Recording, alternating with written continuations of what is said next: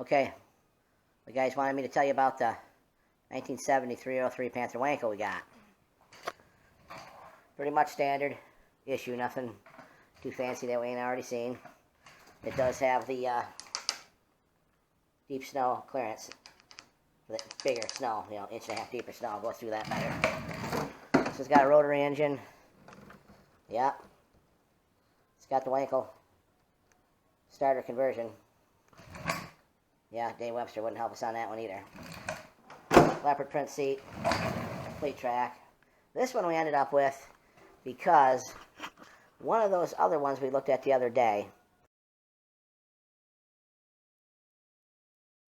we bought one of those. And we brought it home and started working on it and fixing it up and decided we ought to have a new spark plug.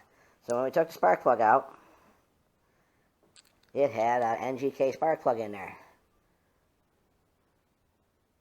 Well, it's not that one. It was a BR9ES, but it's the same thing. And I thought the old Wwankels had a short plug. Short threads. Long threads. But heck, what do I know? I'm pretty stupid. I don't remember things. So we went and got the same spark plug that was in it. These longer threads. Screwed that in the hole where this one should have went. When the rotor came around, it mashed the end of the spark plug. But of course, how clever we are, we didn't realize it till about the third time we'd done it. And of course, you pull it and pull it and pull it, and then finally pull the spark plug out.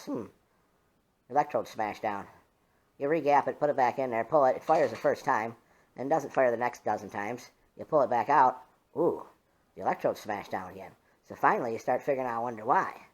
And the clever cuss that had it before us stacked up a bunch of washers here to make it a short plug. So once we knew that, we just figured we had our rotor destroyed and give up on that snowmobile. And in the meantime, we started searching, and we found a bunch of stuff down in Penswoods, down in St. Mary's. We went down and seen this guy. The fellow's name was Dean. And he had man, we got into a den of them down there. He had all kind of stuff down there. He had sleds that he was keeping. He had sleds he was junking. He had all kind of stuff. We come out of there with 3 sleds, a couple extra engines, and this guy had buku stuff. But the more we bought, the less he started to want to sell. You know, it was one of them deals, thinking we were taking his good stuff or whatever. But he had a lot of good stuff left that we didn't even touch. He had pallet boxes full of parts. But anyhow, we got this, got a bunch of parts, so now we can probably fix up the motor we destroyed with the wrong spark plug. And what we ended up finding is we didn't hurt the motor at all. And then we ended up now with a couple extra Panthers, and now we ended up with a third one. And this is the third one. We're going to call it Dean the Turd. And it's made out of all the old spare parts that we had left over from the big honey hole down in St. Mary's. And we went over it already.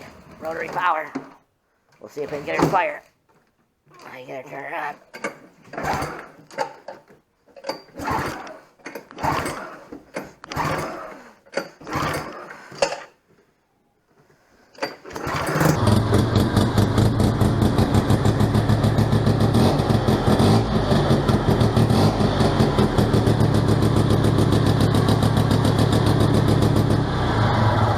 Got no belt, so we can't go too crazy. But yeah, we'll show you some videos of what it looked like before we got into it. Standard headlight, standard 70 vents.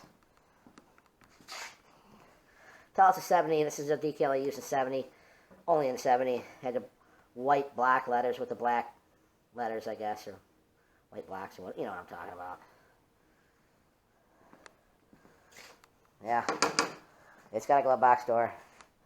Ooh, be careful, don't knock your teeth out. That one don't have a Nerf bar. Dual tail lights.